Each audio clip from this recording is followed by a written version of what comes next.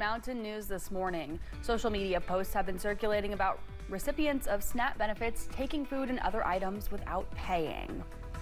And Kentucky's governor is taking action to block access to a highly addictive form of Kratom. Dedicated to Eastern and Southern Kentucky, this is WYMT Mountain News this morning.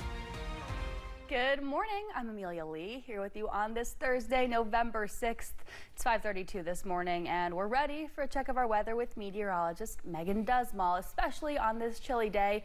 It was warm yesterday afternoon, but will that be the case for this afternoon? Unfortunately not, but it will be returning tomorrow, so if you're missing it, don't worry, it's not gone completely. But as we're starting off your day, here's what we're looking at. A look at WYMT studios.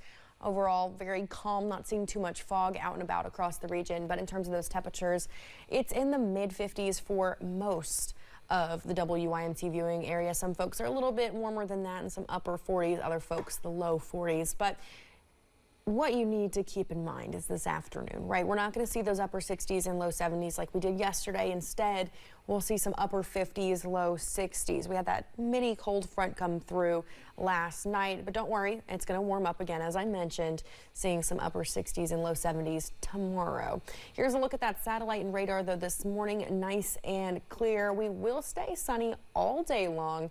But as we head into your Friday, that's when we're going to start to see some strong to severe storm chances popping back into the forecast, starting in the evening and continuing overnight. Amelia. Thanks, Megan. There could be new details today in a high-profile murder case. Prosecutors in the Amber Spradlin case are asking the court to keep M.K. McKinney's $5 million bond in place and delay his trial. McKinney's father, Dr. Michael McKinney, and Josh Mullins are also charged in that case. The Commonwealth says forensic testing on blood and DNA evidence is still underway and should be completed before proceeding. A hearing is set for today. We do have more details about the recent motions filed in this case on our website, WYMT.com. A Letcher County man was sentenced yesterday after recently pleading guilty to the 2023 murder of a woman and her unborn child. WYMT's Buddy Forbes was in the courtroom and has the latest. Lawrence Halcomb appeared before a judge in Letcher County Wednesday, pleading guilty to the September 2023 murder of Vanessa Halcomb. We were able to save everybody the burden of a trial and the emotions of a trial, and the direct appeals and the things that would go on post-trials. Halcomb was convicted on several charges, including 1 count of murder and 1 count of fetal homicide. There's nothing worse you can do than take the life of a child that's not even have the opportunity to get out in the world and live. I don't know what a jury would have recommended with Mr. Halcomb, but I can't imagine that anybody would ever feel like he was entitled to ever have any opportunity to be out in the community after what he's done. He was sentenced to 50 years in prison with no possibility of parole. And though Vanessa's family was not in the courtroom Wednesday, Commonwealth's attorney Matt Butler says they have been involved in every decision. They're just overwhelmed by emotion. The stress of being here today would be too much for them to handle. To be in the room with Mr. Halcomb, I think they find very scary. Butler says there is no true closure in such a heartbreaking situation, but he hopes the family can find comfort in the conviction. There's really nothing that we could do to make today feel good. It's always going to be a horribly sad situation. It's a tragedy. There's nothing redeeming about it, other than that family is never going to have to turn the aisle in the grocery store and bump into Mr. Halcomb. They're never going to see that man on the street. In Letcher County, Buddy Forbes, WYMT Mountain News. Butler says this was not Halcomb's first concerning encounter with law enforcement, saying he had a previous arson and wanton endangerment incident with his ex-wife. So he believes he's now where he belongs and no longer a danger to the community. Deputies in Laurel County arrested a London man after a domestic dispute turned violent.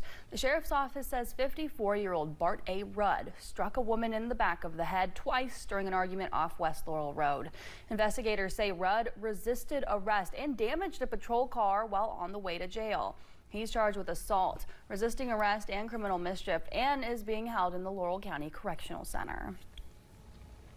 A northern Kentucky man is behind bars after a late-night traffic stop in Pulaski County. Detectives say they spotted a car driving more than 100 miles an hour on Highway 461. The driver, James Ryan Brown of Independence, admitted someone had been smoking marijuana in the vehicle. Officers found a bag of meth in his sock, along with more drugs, marijuana, and digital scales. In all, more than 100 grams of meth was taken. Social media posts have been circulating throughout the nation about recipients of SNAP benefits taking food and other items without paying. The post encourages groups to meet up at certain times to complete the organized theft. Officials in Laurel County say people have said online, quote, they will not be able to arrest everyone at once. And if they're trying to conceal it, it's shoplifting. And if they're just boldly loading it up in a shopping cart and going out the door with it, that's a theft. And depending on the amount of value of the theft, determines whether it's a misdemeanor or a felony. There are several food banks available if you've been affected by SNAP cuts. You can find some of those locations and resources on our website, WYMT.com. Governor Andy Beshear is taking action to block access to a highly addictive form of Kratom. Yesterday, he announced the state is moving to classify 7-hydroxy, also known as 7-OH, as a Schedule I narcotic. The change would make it illegal to sell, possess, or distribute any isolated or concentrated form of the substance in Kentucky. 7-OH is a byproduct of the Kratom plant that can act like an opioid when concentrated into shots, powders, or capsules. This is a powerful and addictive drug that has no place in Kentucky. Because of this action, law enforcement and regulatory agencies can get this drug out of communities. The Cabinet for Health and Family Services is updating regulations to add the substance to the same category as heroin and fentanyl. Once finalized, law enforcement will be able to remove the products from store shelves statewide. This week marks 10 years since Richmond police officer Daniel Ellis was shot in the line of duty. He died 2 days later. Yesterday, the department held a memorial ceremony for Officer Ellis, honoring his service and sacrifice. Ellis's widow, Katie, the department and community members gather each year to pay tribute to the fallen officer.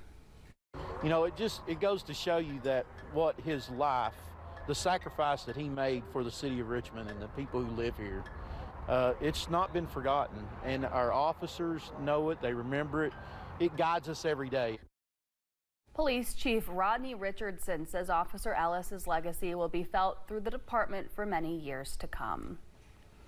Officers with the Hazard Police Department are taking food donations ahead of the holiday season. WYMT's Neely Green has more. The Hazard Walmart had some special guests outside its doors on Wednesday. Officers with the Hazard Police Department were set up taking donations. We're set up here at Walmart, just taking out any kind of food donations that people will give. They're going out to these families in need.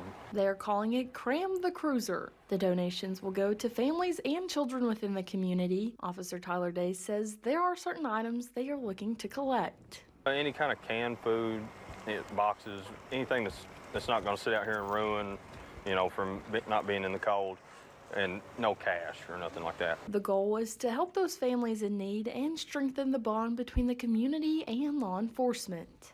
It's good for the relationship between us and the community, building trust, showing that we're not just here to enforce laws, we're here to help people, do whatever we can to keep people on their feet. Day says it means a lot to him not only as an officer, but also as a member of the community to help out a neighbor in need.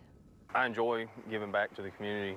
I've been in this for a little while now, and being able to actually just be a helping hand every now and then instead of people looking at you as some kind of big bad guy, it means a lot. Officers will be set up again taking donations on Thursday at the Save-A-Lot parking lot from 10 a.m. to 2 p.m. In Hazard, Neely Green, WYMT Mountain News.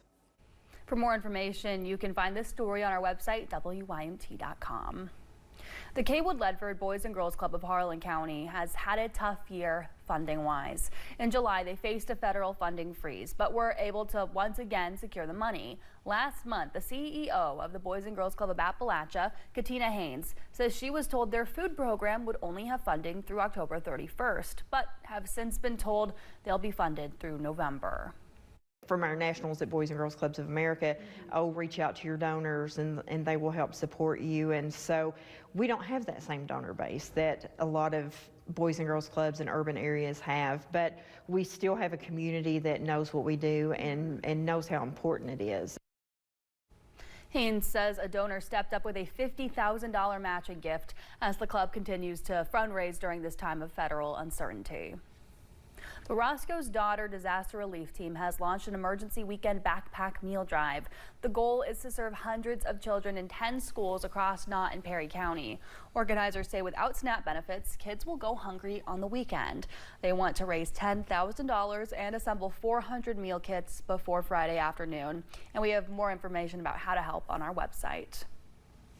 The change in times, talk of snow and more darkness than sunlight are leading to some mood changes. The official term is seasonal affective disorder. Everybody's affected differently because hormones like serotonin and dopamine are out of whack without the sun to nurture and activate as much as usual.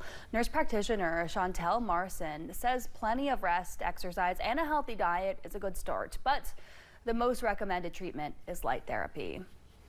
You're going to sit in front of it for about 30 minutes in the morning. You don't want to directly stare into it.